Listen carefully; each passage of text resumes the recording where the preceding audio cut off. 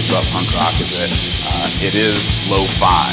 The recordings don't sound very good. Punk rock's history is really about empowering young people to create culture. My name is Dawson Barrett, and I teach U.S. history at Del Mar College. Students at a college like Del Mar do take a do-it-yourself approach. I want to show that actually a lot of history is made by people just like my students. Punks in Peoria is a book about a town that didn't have an awesome music venue like this. For over 2 decades, young people there had nowhere to go, see music, so they built their own underground music scene. A punk show is a place where they could come together and sort of have a community of misfits. There's a really important message there about sort of not being satisfied with what's around you and working together to build something better. That's how this book is too, that this is a history of just kind of normal, everyday young people trying to build a community and create a better world for themselves.